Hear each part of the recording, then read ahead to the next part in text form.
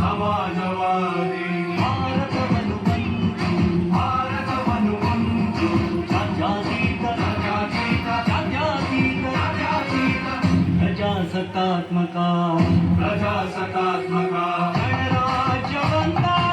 ಗಣರಾಜ್ಯವನ್ನಾಗಿ ರೂಪಿಸುವುದಕ್ಕಾಗಿ ಭಾರತೀಯರೆಲ್ಲರಿಗೂ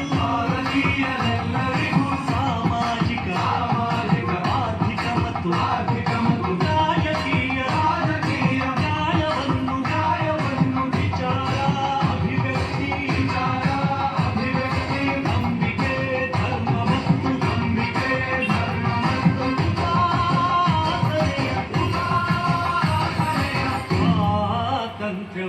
ಸ್ವಾತಂತ್ರ್ಯವನ್ನು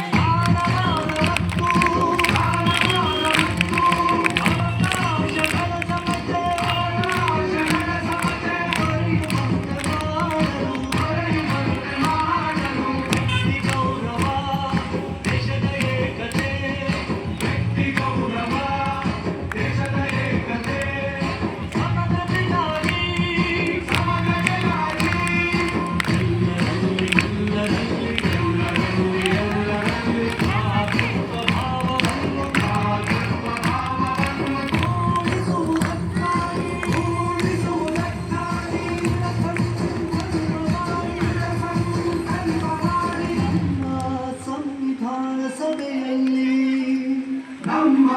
ಸಂವಿಧಾನ ಸಭೆಯಲ್ಲಿ 1949 ನವೆಂಬರ್ ತಿಂಗಳ 26ನೇ ದಿನ ಈ ಸಂವಿಧಾನವನ್ನು ನಮಗೆ ನಾವೇ ಅರ್ಪಿಸಿಕೊಂಡು